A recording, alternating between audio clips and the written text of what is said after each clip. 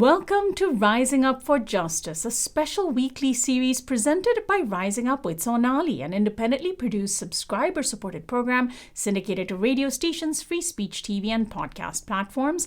I'm Sonali Kolhatkar, host and executive producer.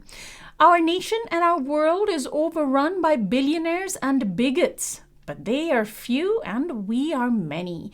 On this series, exclusive to subscribers of Rising Up with Sonali and viewers of Free Speech TV, we'll hear from organizers in the movements for social justice and dig into the nuts and bolts of values, strategies, tactics, narratives, and building power. This week, my guest is Collin Rees, the U.S. Program Manager at Oil Change International. Oil Change is working to stop the expansion of the fossil fuel industry, support grassroots resistance against dirty infrastructure, and public support for oil, gas, and coal, and wind down fossil fuel production with a just and equitable transition. Welcome to the program, Collin. Thank you, Sonali. It's so good to be here. So let's first talk about the main goal of ending fossil fuels and our reliance on it. This is a huge, huge goal, right? It's as huge as, or perhaps huger than most things that we're talking about, on the scale of fixing democracy, etc. And it's also one on which we have so much at stake, the existence of our species. So how do you go about achieving this goal? Give us a sense of your approaches to ending our reliance on oil. Yeah, it is not a small goal, and I think we're aware of that. But we think it's a really critical one. And I think the flip side, I think we'll talk more about that. The fact that this is so much work needed to make a transition happen, that the way that energy and oil and gas in particular touch our lives happens in so many ways. It's such a sprawling problem to confront, means that we have so many allies, and that we can work alongside other movements for justice, alongside so many people working to build a better world. Because at the core, that's what we're working to do. We are working to stop this existential threat to communities and to humanity, but we are doing that in order to build a world where everyone can thrive. And so I think about the work that we do in a couple different spheres. Specifically, we're a nonprofit. We have some expertise, and in particular, we have a lot of research and data and analysis expertise. So research and data is one component of what we do. I want to be very clear that we do not think research and data alone can defeat the fossil fuel industry. And so we are very clear that research and data has to be combined with people's movements, with working directly with people's movements to create change. So research and data is one component of that. We have a research team. All of our folks are relatively fluent in the fossil fuel industry and what it's doing, the financial streams propping up the industry, its plans and its goals, and the devious methods that it uses, et cetera. So we do quite a number of reports, briefings, analyses in collaboration with community groups. Those are used in strategic campaigns to weaken the fossil fuel industry's grip on power, and to bolster the power of communities, of renewable energy, of all these things. Another is direct frontline and community support. There are so many communities under attack by the fossil fuel industry and its billionaire allies all around the world. So many of those communities are bravely resisting and maybe don't need our help, but sometimes they do. And drawing more attention to those fights, providing small amounts of money, maybe small regrants, relatively small amounts of money to help them throw an event or put on a protest march or a demonstration, or to get their message out in a new way. Figuring out whatever we can do to help support communities on the front line, whether that be, again, research support, communication support, helping connect them with national level organizations or members of Congress here in the United States. Whatever it looks like, that's what we want to try to provide, and that can only be done with authentic relationships and kind of showing up in solidarity to build trust. How do you impact policy? You mentioned connecting with members of Congress, so there is a political component? There absolutely is. I think I view all of the work that we do as deeply political, and I don't necessarily mean that in terms of electoral mechanisms and elections. Certainly that's a component of it, although we are limited by what we can do with the nonprofit structure. But I think that to me, the business of politics is a fight over our future and a fight over how the world is organized. And so I think um, being able to make sure these communities have a voice in that fight, being able to make sure that we are a part of that discussion, that we are talking about the world that we want to build, and that that is a component of that national political narrative that filters down to states and localities and everywhere else is just so important. And so I think we often think about narrative intervention in order to tell the story of the fossil fuel industry's deception and of that better world that we can have instead. We talk about supplying our allies in politics with as many resources as possible, whether that be, again, research and reports and data, or connections to folks on the front lines to be able to tell their stories.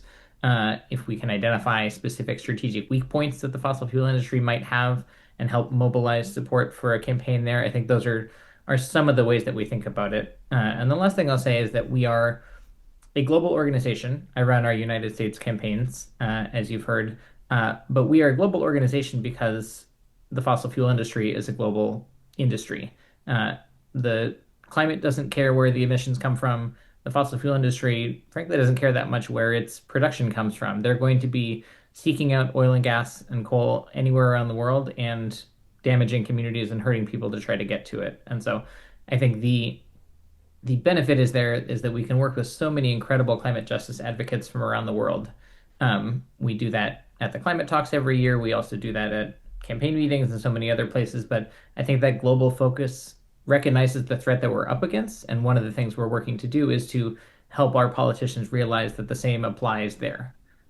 LNG exports, oil exports are massive, massive issues in the United States, and more people need to understand why, even if these fossil fuels aren't being burned in the US, they're being extracted here, they're being shipped abroad.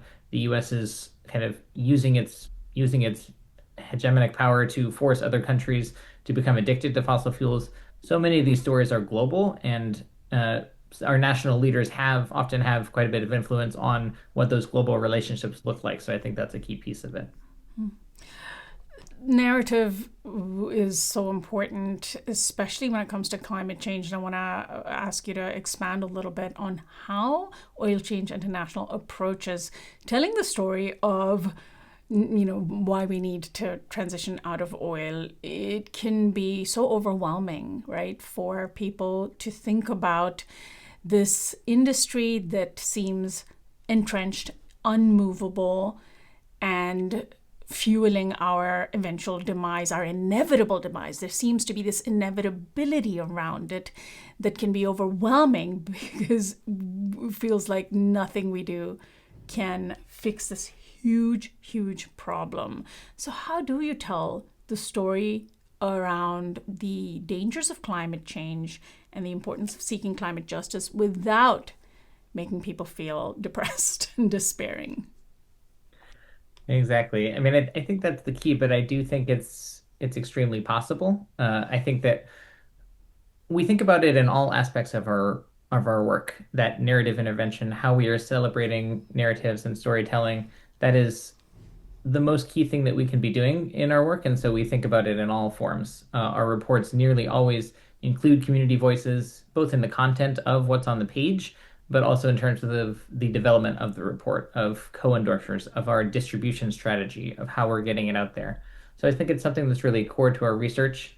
It's also core to our communication strategies. We have social media. We have social media channels as Oil Change that we would love folks to follow and boost. We do a lot of collaboration with other organizations around the world. We do traditional media and try to get our stories out in the press. And when I say our stories, sometimes that's our reports. Often it's uplifting the stories and lived experiences of those on the front lines fighting fossil fuel projects. We've just released a new podcast out earlier this month featuring stories from around the world and a bit of a deeper dive, frankly, into how the work of campaigning happens, why we do what we do. And it features my colleague Shady Khalil interviewing incredible women leaders in the climate movement from around the world who are doing that work and unveiling a little bit of the strategy behind that. I think short messages are important, kind of catchphrases, etc. But I think there is also a hunger for people to understand at a deeper level, like why we do what we do, especially folks who are maybe in the movement but not necessarily leading campaigns themselves. And so we try to do a lot of that narrative and storytelling work and a little peek behind the curtain. I think in my own experience in people's movements, like people people can contribute so much more when they have trust and when they have trust in an organization and a narrative. And I think we want to do everything that we can to build that trust, both in our individual work and then also through our communications channels. This idea of lifting up a vision of the world we could live in, how does that impact or inform your narrative strategy? Because when people really feel like they have something to aim for, it can be, it can be more useful. It can keep them engaged, right? I think that's exactly right. I think one of the key interventions we try to make as an organization is that um, for many years, for many decades, frankly, there has been the vast majority of effort and attention on climate change has been focused on reducing emissions, maybe reducing the demand for fossil fuels. That's important and it's a key piece of it, but there hasn't been enough focus in our opinion on what that world actually looks like, how a world not just with fewer emissions or not just with big solar and big wind instead of big oil and big gas. Like, what does a world in which we're actually giving power back to people, in which there is public ownership of renewable energy sources, in which there is not a fossil fuel industry forcing fossil fuels down our throats in all corners? What does that look like? What implications does that have for transit and people's ability to move around and mobility and the way that they live their lives? What does it have for housing? What does it look like for people in frontline communities, environmental defenders around the world who are threatened by fossil fuel extraction and other forms of extraction? What would they be doing if they didn't have to spend their lives battling these huge multilateral or multinational corporations? And so I think we want to make that case on a political level, a moral level, a strategic level, a narrative level, showing that that better world is possible and illustrating how that's already happening in different places. There's a lot of places the transition isn't going well enough, but we do think that it's very important to highlight the places where it is proceeding. And in particular, I guess I'd just say, I think talking about fossil fuels is a really important part of that story. I think there's a tendency, responding to the very real desire for people to have a kind of happier focus in many ways or to tell that positive story. I think there's a tendency to default to only talking about solar panels or only talking about renewable energy and not actually thinking through what the transition looks like, trusting folks to understand that it is going to involve some shutting down of bad things as we build up the new and how those things work together. I think what we've seen over the last 20 years is there has been a massive escalation, a massive ramp up of renewable energy, which is fantastic, but it hasn't been accompanied by an actually winding down of the fossil fuel industry. And so I think we want to tell that story. We want to connect those two and make sure people understand that it's all part of the same just transition, and that that's really the world that we're striving to build.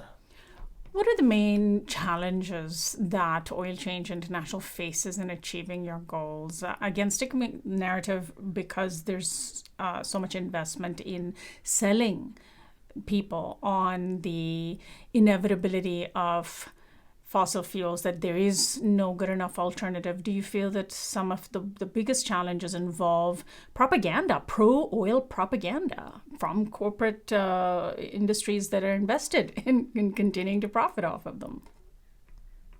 I think that's exactly right. I think we are confronting one of the most powerful and richest industries in the history of the world.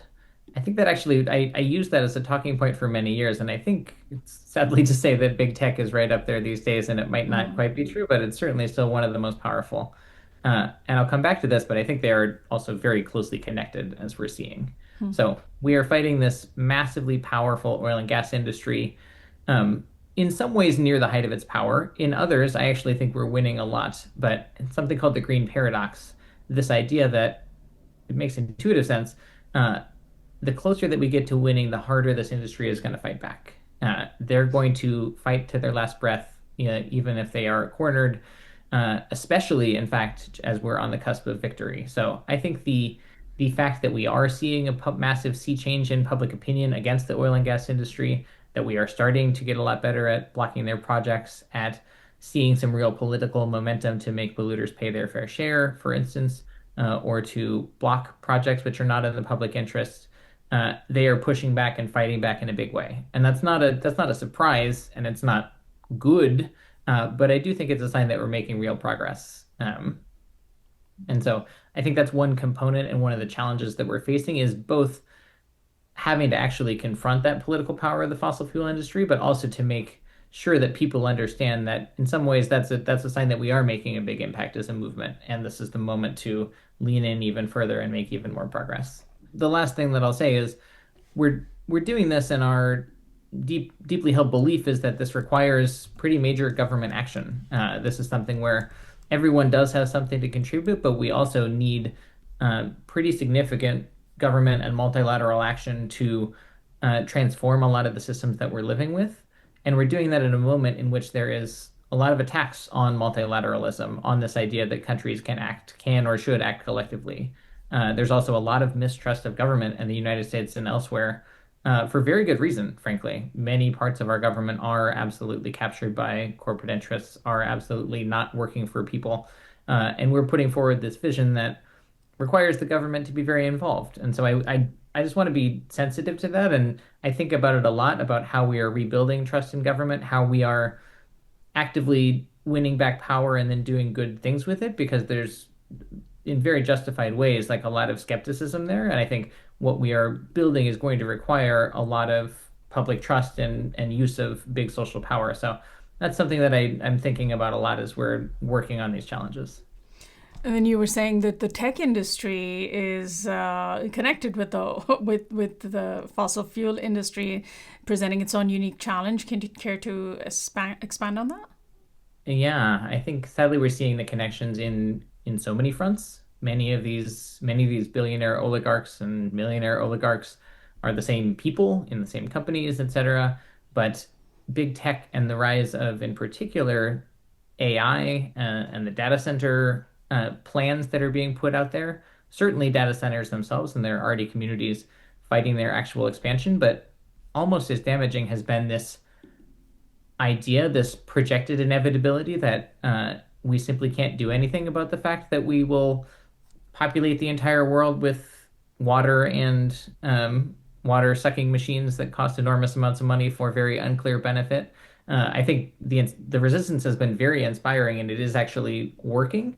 But in the meantime, the fossil fuel industry and its allies are using this projected escalation of energy demand and pointing to that and using that as a reason why they need to build more fossil fuels.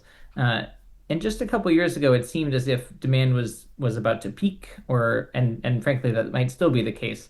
But they've glommed onto this AI hype cycle.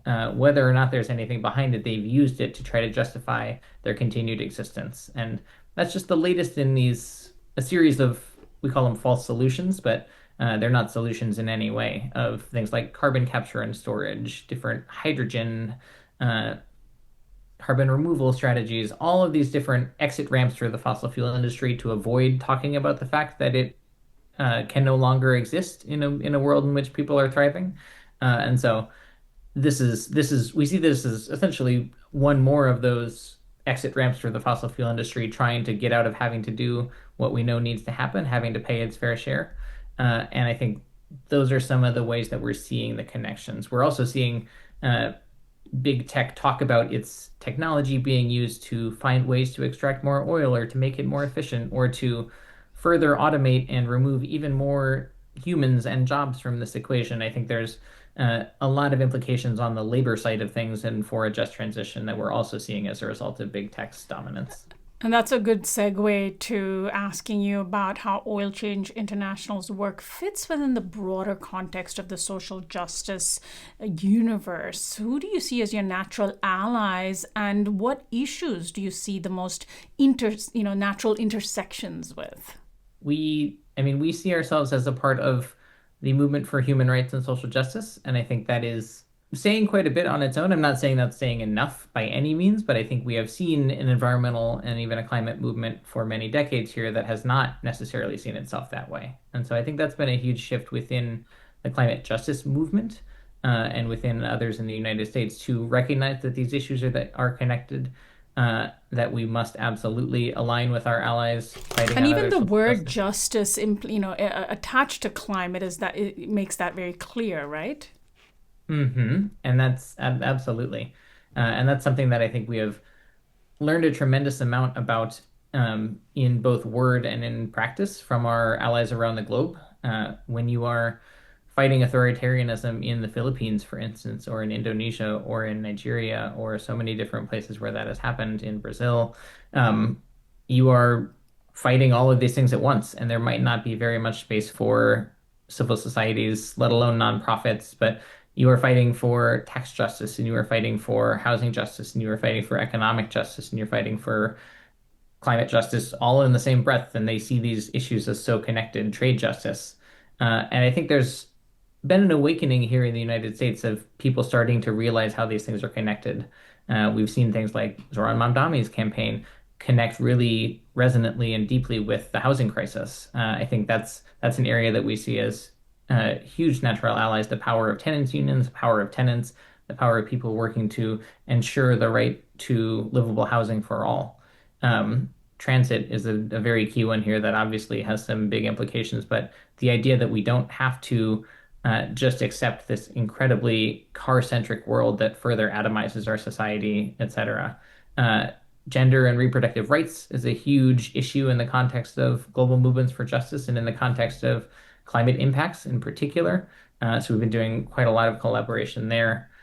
Youth movements around the world. There's so many different connections, but I think that as we are fighting back against oligarchs, as we are telling this story and running these campaigns and building a movement focused not just, as I said, on reducing emissions, not even just on phasing out fossil fuels, but on a just transition to that world that looks very different than the current one, that's going to take a whole progressive movement. And I think what we want to do is make sure that climate is a part of that conversation and that what we are doing on climate is actually reducing the political power of the fossil fuel industry and building a new paradigm that doesn't center massive corporations as the arbiters of our energy system. Like that's the piece that I would really love to get across and that we are working to build.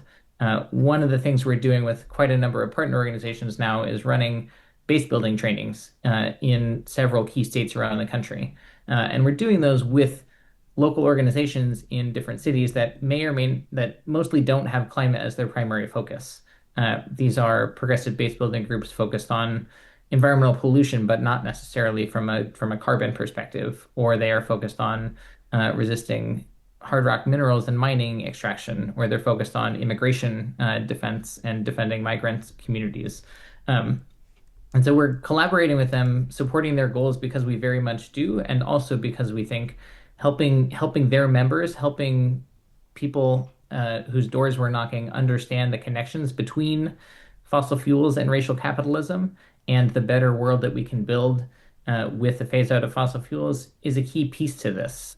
Because there has been so much propaganda from utilities, for instance, or from different parts of the fossil fuel industry, because people don't understand just how much power is concentrated right now in the hands of big oil and gas, and how much better that world can be. We're doing intentional building, again, training up thousands of people in different key states around the country to tell that story and to see it as a part of their work and to build out their own coalitions at the local and state level with that in mind, because we think that's just so incredibly important and that's the way we're going to win. Colin, how can people plug in to the work that you're doing? Individuals plug in. There's so many people for whom climate justice is a central issue, top of their mind. They vote in line with this, especially young folks who are, really wanting to take the lead and wanting to be moved by this. Can they plug in individually? They can, yeah. I mean, please sign up for our email list, sign up for our social media. Please keep an eye out. We amplify our own content, but we do the same with our partners' content, different ways to plug in. I'll say Oil Change itself is not a base building organization. We're not a membership organization in a normal way, but we work super closely with a bunch of people who are. And so one of the things that we're trying to do is build out this nationwide movement against fossil fuels in a way that does give everyone a place to plug in. There are so many local groups doing fantastic work in different places, fighting back against fossil fuel expansion and fossil fuel infrastructure, fighting back against AI and data center expansion, fighting to make polluters pay their fair share. That's a campaign that's really got a lot of traction in many places, and only two states have passed those bills, so there's 48 left to go. I think there's so many different ways that people can get involved, but do so with the kind of fossil fuel lens in mind. But we would very much love folks to follow us. As I mentioned, we just came out with a new podcast that we think is a really good listen and could be a great way to get intro to oil change. So I say that this is probably going to get me in trouble. You should absolutely follow oil change, but you should also get involved with local groups, other groups, because we don't necessarily do that volunteer piece ourselves, but we're working so closely with people who do. We want to make sure that people can get involved there on all levels. This work is so important and why it can't ever be fully remote or virtual or something. It's so reliant on building relationships and building community and being in community with so many people across the movement, across this country and around the world, that I think to me that's what makes it really special. And that's why I love coming into work every day. And finally, give out the website again, give out all your social media details so that people can find you and follow your work. You said there's also a mailing list, right? Absolutely, that's right. And so you can check us out at oilchange.org.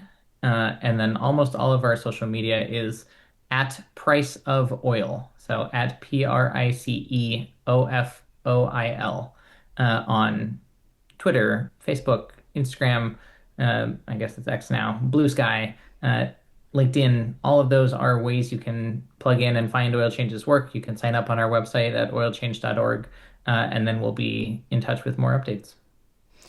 And we'll post links to those from our website too. Collin, thank you so much for joining us today and good luck to you. Thank you so much, Sonali. It was great to talk. My guest has been Collin Rees, the U.S. Program Manager at Oil Change International, and this is Rising Up for Justice. I'm Sonali Kolhatkar, host and executive producer of this new weekly half-hour series, exclusive to viewers of Free Speech TV and subscribers of my long-standing program, Rising Up with Sonali. Find out more at risingupwithsonali.com.